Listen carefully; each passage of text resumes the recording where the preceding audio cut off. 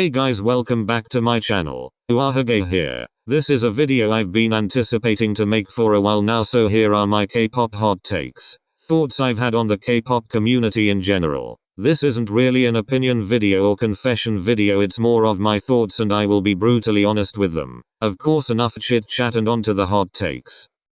The first hot take is something I noticed. Not many K-tubers or people I know stan ENHYPEN. And of course I'm not saying this to pressurize anyone to stan ENHYPEN or to make myself feel like I'm not like the other girls. I stan them because I enjoy their music and I genuinely like the members, but I thought since they were formed by a survival show and are under a big hit subsidiary, they would be a lot more talked about during their debut time. I am aware they have fans already, but it just seems that their international fanbase is lacking in some aspects, but it makes sense since they just debuted really. A lot of people followed ENHYPEN since pre-debut and were fully aware of them, but why do the people who watched Island not stan them? Well, that brings me on to the next hot take. Island was a hot mess. I'm kind of glad I didn't watch Island when it was airing, because I would have been just somewhat confused as I was coming back from my break from K-pop when Island was airing. But anyways, nothing against the boys, they are all really talented of course, but after Island some people stopped tuning into ENHYPEN because maybe their bias didn't get into the group, or maybe they just weren't interested, and that makes complete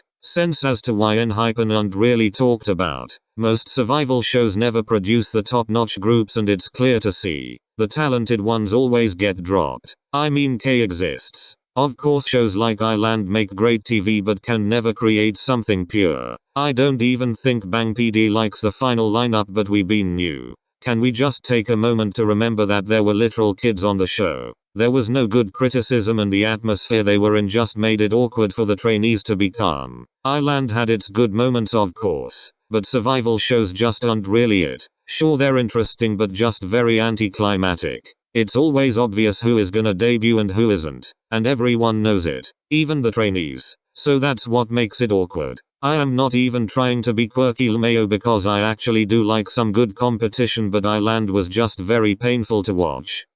My next hot take is that I thought the BTS world was complicated when the Loonaverse exists. I remember watching theory videos on BTS and not understanding anything, but I watched theories on the Loonaverse, and even though it was very complicated in general, it was somewhat easier for me than BTS's world. The Loonaverse is very exciting but also a risky move, but since BBC are a rich company it worked out. BTS world was just very, I don't know how to put it, vague. But you see, Loonaverse has so many music videos, so many theories and so many stories. It's literally insane, but that's what makes it fun. My opinion on companies that create worlds for their groups is you do you. I don't mind getting into a group with a lot of theories. It's honestly just more intriguing for me. Watching theory videos really helped me with stanning Loona. It didn't take long. Groups with their own worlds are low-key easier to get into. Of course, companies shouldn't follow these trends as it will just get boring. You need to be different to stand out.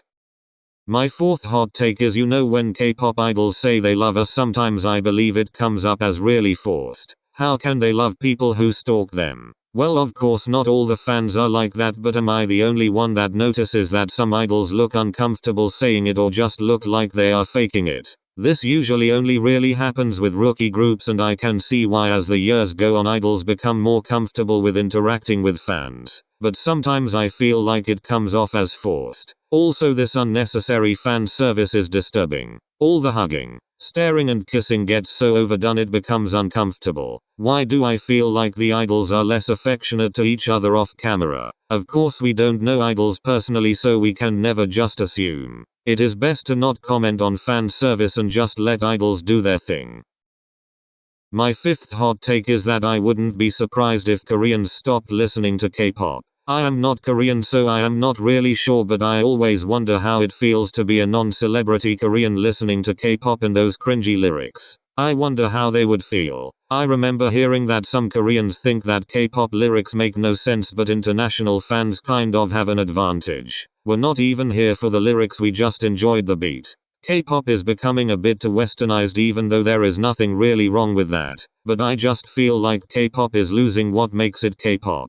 Comebacks are being thrown around left and right. There are so many controversies and scandals, and it just doesn't give you that nostalgic K-pop vibe that something like Replay provides. And also I don't know how Koreans can get into a song that has so much English in it. Take Bicycle by Chungha for example. Most of that song was in English, so I don't know how I would feel if an English artist releases a song with half of it being a different language in it. If anyone knows how Koreans feel about K-pop, please comment down below, as I don't want to disrespect anyone here. My sixth hot take is that I fear for K-pop idols. I fear for their physical and mental health. I fear for their privacy. I fear for their conscience, and I fear for what they see online. The K-pop industry has always been a very vague one. We never know what is actually going on, which is what makes it more suspicious. Companies and their slave contracts really make me go.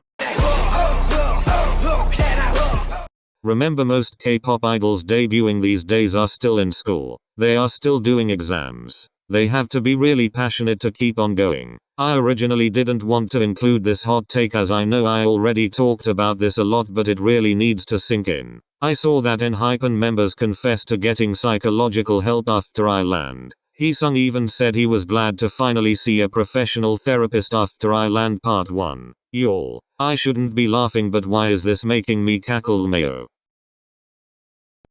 My seventh hot take is that Mama 2019 puts Mama 2020 to shame. Y'all, I woke up so early on Mama 2020. I turned on the live stream, got a notepad and started writing down the performances and awards in order of the way they were presented to just be disappointed. Mama 2020 was so boring. There were too many men performing. Mnet, where are the women? Where are Luna? Since it was pre-recorded, it just wasn't lively. I was hoping for reactions, dance breaks and Blackpink busting down to the "how you like that dance break," but this is what I got.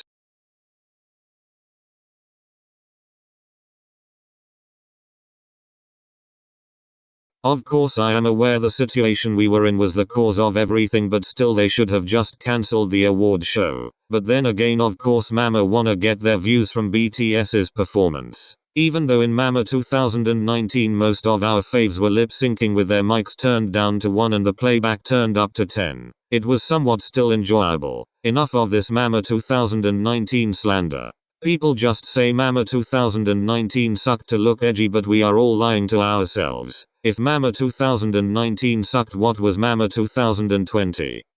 My eighth hot take is more of an opinion, but I believe Blackpink is better than Twice. In a lot of ways actually. Even though Blink's star for content, the little we have says a lot. Blackpink have amazing songs, no filler members. With the little amount of songs they have, I could listen to all of them without skipping. Okay, then name me any song from Blackpink's discography that is absolute trash. I'll wait.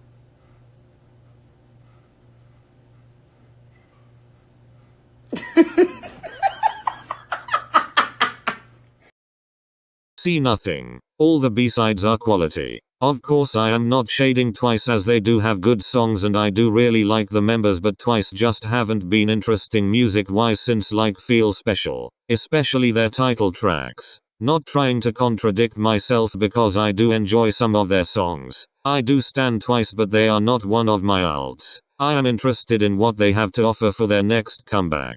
I can see them coming back somewhere around May or June with another mini album and as OT9. But overall I really do enjoy Blackpink.